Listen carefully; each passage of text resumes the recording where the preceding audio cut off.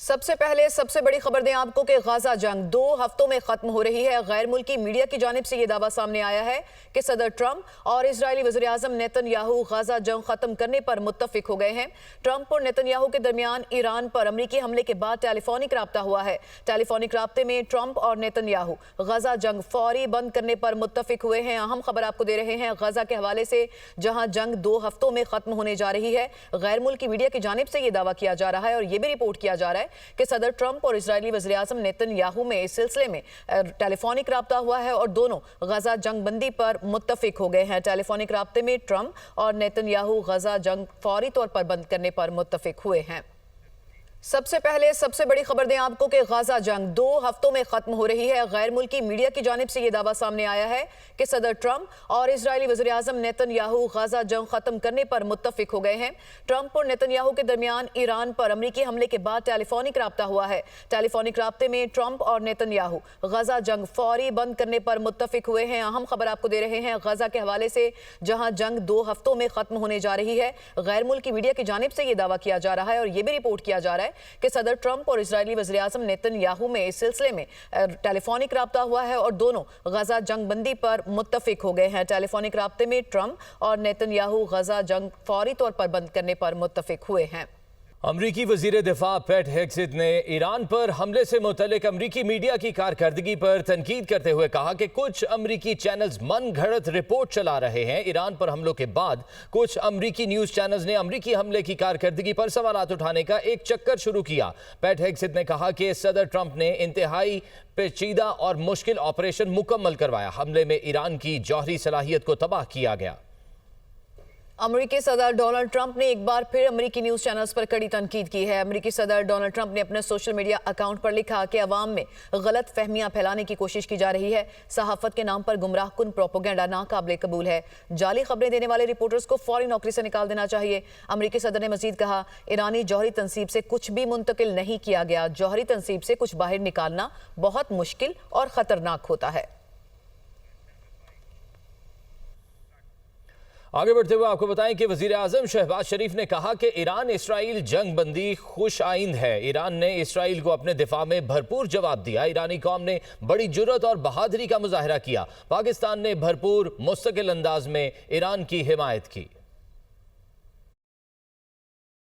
अल्लाह ताला का बेपाया फजल करम है कि इसराइल ईरान की जंग भी बंद हो गई है। प्रेसिडेंट मसूद पज़ेशकियान ने उनको भी, डार साहब को भी, फॉरेन मिनिस्टर ने, कि हमला हमने नहीं किया, और बिल्कुल ठीक बात कर रहे हैं। हमला किया है इसराइल ने, हम अपने दफा में सब कुछ कर रहे हैं। इसराइल हम बंद करे तो हम फिर बातचीत के लिए तैयार हैं। उन्होंने नाम लेके सदर आसिफ ज़रदारी साहब का, मेरा, फील्ड मार्शल साहब का, सियासी ज़ुलमा का, सियासी पार्टीज़ का और अवाम का शुक्रिया अदा किया है।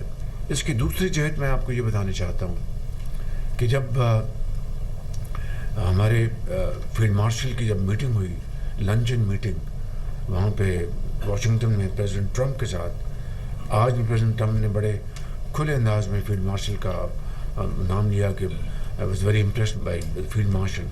बजट के ऊपर बहुत मेहनत की गई, बहुत मेहनत की गई, और उसके लिए मैं एक मरतबा फिर फाइनेंस मिनिस्टर साहब का, फाइनेंस सेक्रेटरी, एमर्स फाइनेंस, चेयरमैन FBR और पूरी टीम का मैं शुक्रिया अदा करना चाहता हूँ। मुहर्रम उल हराम का चांद नजर आ गया है। यकम मुहर्रम कल और यौम आशूर इतवार 6 जुलाई को होगा। चेयरमैन रोयत हलाल कमेटी मौलाना अब्दुल खबीर आज़ाद ने चांद नजर आने का ऐलान किया। मीडिया से गुफ्तगू में कहा कि मुल्क के मुख्तलिफ मकामात से चांद नजर आने की शहादतें मौसूल हुई हैं, तो मुहर्रम उल हराम का चांद नजर आ गया है। एक मरतबा फिर आपको बताएं कि गजा जंग 2 हफ्तों में खत्म हो रही है। इसराइली मीडिया ने दावा कर दिया है, सदर ट्रंप और इसराइली वजीर आजम नेतन्याहू गजा जंग खत्म करने पर मुत्तफिक हो गए। इसराइली मीडिया ने ये दावा किया है। बात करेंगे, हमारे साथ सीनियर तजियाकार राशिद वली मौजूद हैं। बहुत शुक्रिया आपके कीमती वक्त का। बताइएगा फाइनली क्या आपको लगता है कि अब वाकई जंग बंदी हो चुकी है?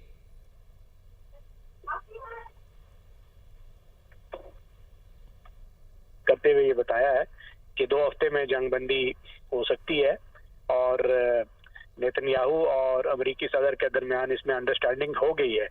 तो ऐन मुमकिन है ये खबर बिल्कुल दुरुस्त है। और इसमें क्योंकि गाजा में देखें रह कुछ नहीं गया था, अब तो वो जो फूड कलेक्शन पॉइंट है उस पर बमबारी कर रहे थे और वो मेरा ख्याल है उस हद से आगे जाने के लिए कोई स्पेस भी नहीं थी।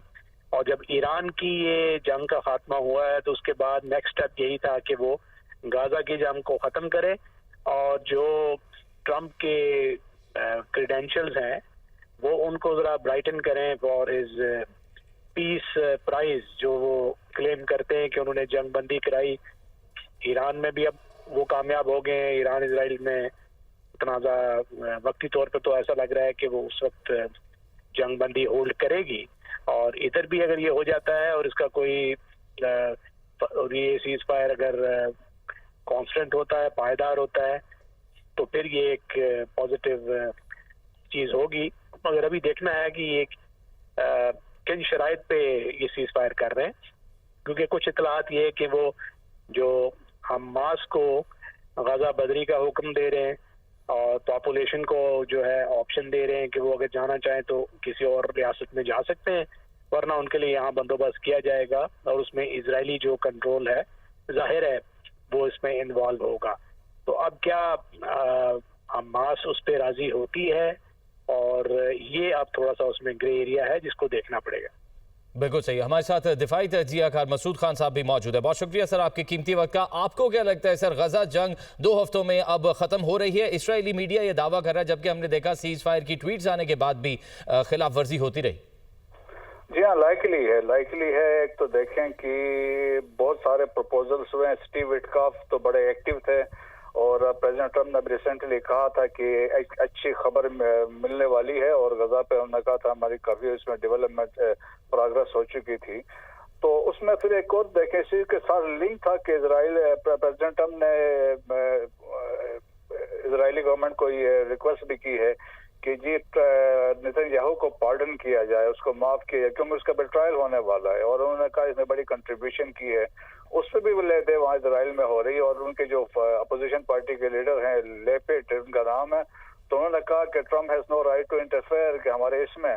तो प्रॉबली इनकी कोशिश ये है कि एक जिस तरह का अंडरस्टैंडिंग है, कुछ ले कुछ दे, ताकि इजरायली डोमेस्टिक ऑडियंस पब्लिक को भी ये इंप्रेशन दे रहे हैं कि जी इन्हें बड़ा अच्छा काम किया है। सो एट द सेम टाइम जी हमारी बात भी हो रही है, हम जाके गजा में सीज फायर भी कर रहे हैं। लेकिन अभी डिपेंड करता है जो सीज फायर के खदो खाल क्या होंगे, क्योंकि स्टीव विटकॉफ का एक प्रपोजल था, दरमियान में इजिप्शियंस ने भी एक प्रपोजल दिया था जिसमें उन्होंने कहा था कि एक टेक्नोक्रेट्स की गवर्नमेंट होगी, हमास की इसमें इन्वॉल्वमेंट नहीं होगी। उसको तो हमास ने मान भी लिया था। अब जब क्वेश्चन आता है ना कि आप हमास वालों को यहाँ से एग्जाइल में भेजेंगे, सो वो बड़ा क्वेश्चन होगा। उसके लिए मेरा काम है यकीनन सर ये भी एक बहुत बड़ा क्वेश्चन होगा। अब देखना ही होगा कि वाकई ही ये जंगबंदी होती है या नहीं। हमारे साथ ब्रिगेडियर रिटायर्ड राशिद वली और मसूद खान मौजूद थे। आप दोनों के कीमती वक्त का बहुत शुक्रिया।